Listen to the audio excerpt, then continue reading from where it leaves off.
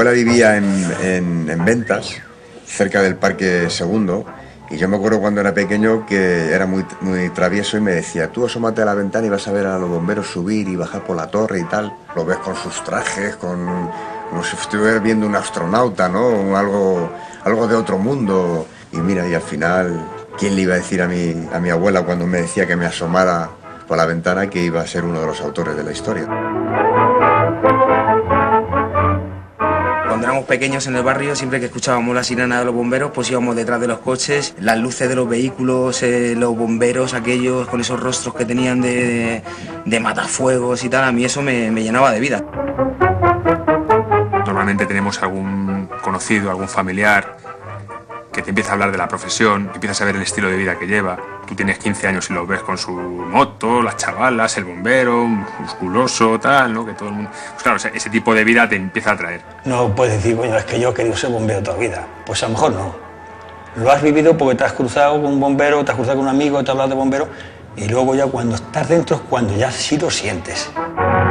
Es una profesión totalmente vocacional. Tienes que sentir que quieres serlo, porque hay momentos en este trabajo que se pasa mal, pero la recompensa muchas veces es muy congratulante, muy satisfactoria y muy agradable. Ha sido mi vida, bomberos ha sido mi vida, además le he llevado la sangre porque mi padre era bombero también. Mi padre bombero, mi hermano también era bombero, un hijo tengo bombero, un cuñado, un yerno, un primo hermano. A pesar de tener 77 años, ¿qué voy a hacer? Me volvería otra vez a presentar para bombero. Sería otra vez, hasta el fin de mis días.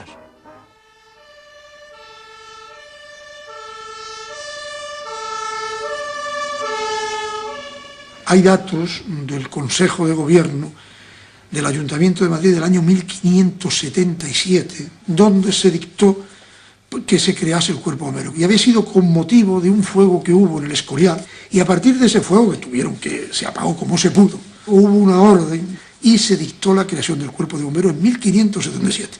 Es en 1577 donde nosotros encontramos el primer acuerdo sobre incendios y es en este donde se dota a un grupo de vecinos del material necesario para hacer frente a los incendios. Les dotan de maromas, de algunos cubos, de algunos hachas. Uno de los primeros gremios que forman parte de la intervención de cara a los incendios son los carpinteros. Todo este material que se compró en un momento dado, que digo que era muy avanzado para su tiempo, lo tenían ellos y tenían la obligación de tenerlo atendido, de tenerlo a mano, de tenerlo limpio, reparado si había habido destrozos y de ponerlos a disposición del servicio.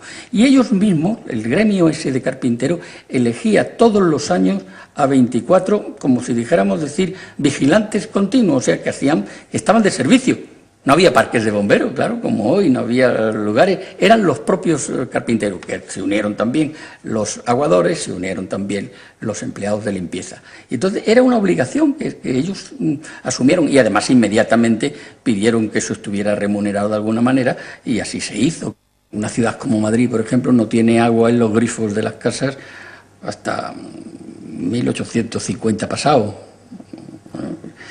Quiere decirse que hasta esa época había habido unos incendios donde la gente tenía que haber cogido el agua de algún sitio y traerla de la fuente. Bueno, existían algunos acuerdos, pequeñas prevenciones, donde el servicio de limpiezas con los carros Cuba eran los que transportaban el agua. Se abastecían por medio de fuentes públicas.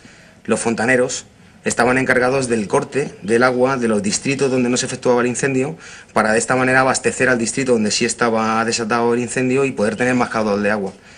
Hacían un cordón humano, de la misma manera que hemos visto en películas del oeste, cómo se traspasaban de manos en mano hasta llegar al lugar, y de esa manera el trabajo en equipo.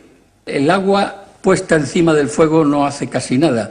Lo que hace falta es el impulso, el chorro violento de agua sobre las llamas es lo que apaga fuego. Se llamaban entonces aguatochos, que es una especie de jeringa. Con estos aguatochos, como tenían que hacer presión, digamos que con el propio pecho para poder impulsar el agua, llevaban un traje llamado coleto para poder impulsar fuerte el agua sin tener que hacerse bastante daño. Y otra de las cosas para lo que se utilizaba este coleto o traje de cuero era para evitar las pulmonías, porque trabajaban a la intemperie y había muchos compañeros de aquella época que fallecían de una simple pulmonía. Tenía los pitones, que eran los los surtidores estos antiguos, simplemente era una lanza, simplemente para concentrar el agua que viene por la manguera en la punta, sin llave de corte, sin llave de sierra, sin posibilidad de graduar cadual, ni pulverizar, ni nada. A principios del siglo XVIII, creo que en 1721, llega la primera bomba de brazal. Esta es una fecha histórica en el adelanto del procedimiento, ¿no? Porque en esa época pues, lo difícil es ir llenando de agua, hay que traer el agua por otro sistema, porque la bomba de brazal necesita tener el agua ya puesta. Esta bomba de brazal se trajo del extranjero, se compró en Inglaterra. La bomba echabas agua y tenía un brazal, un maneral donde se agarraban un bombero uno y otro y a dar presión a una bomba manual para conseguir dar presión al agua para que a través de las conducciones llegasen al sitio para extinguir el fuego. Y mucho corazón y mucho alma con ello suplían la falta de equipamiento. El fuego se avisa por silencios o por ruidos. Y entonces, pues de alguna manera, si una iglesia toca, dice, para que se enteren otros, porque parece que el incendio es muy grande. Esa es la iglesia de Santa Cruz. Tenía el emblema de ser la campana más sonora, la más destacada, la más alta, la que se veía desde todos los puntos del Madrid de entonces. Todas tocaban al mismo tiempo y costaba muy poco trabajo. En una ciudad tan estrecha, con su cerca, costaba muy poco trabajo que todo el mundo se enterara que había un fuego. Tenían que avisar de una iglesia a otra para hacer un efecto dominó y saber en qué distrito se veía el humo. Entonces llegaban para interpretar el número de campanadas, porque unas eran de timbre grueso, otras eran de timbre más fino, tenían que dibujar una serie de nomenclaturas en el suelo, bien con un palo, bien con el dedo, para saber a qué distrito dirigirse.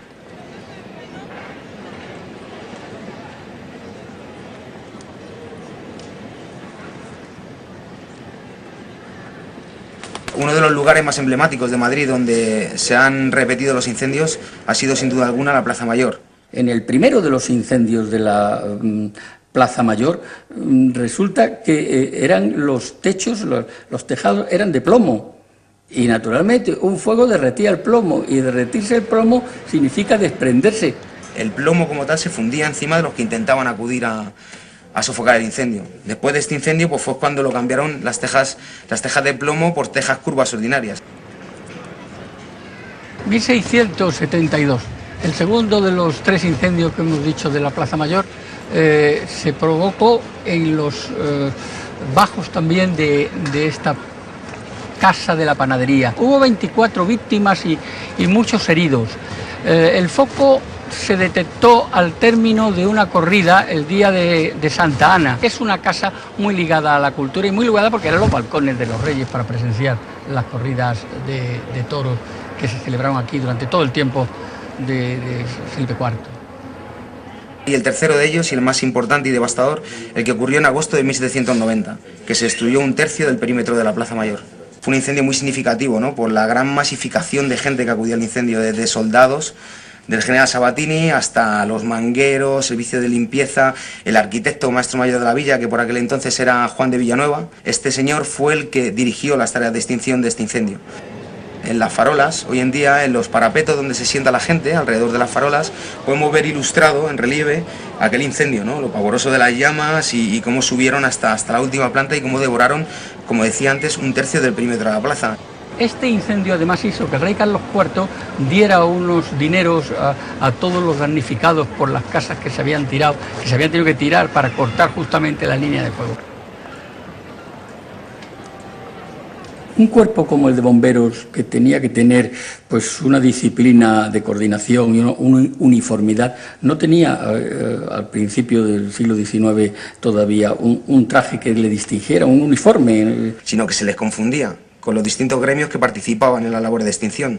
De ahí que hubiera un cordón militar que era el que favorecía el que un bombero o matafuego en esta época pudiera salir del siniestro y volver a entrar por otro lado, porque no se les distinguía. El primer emblema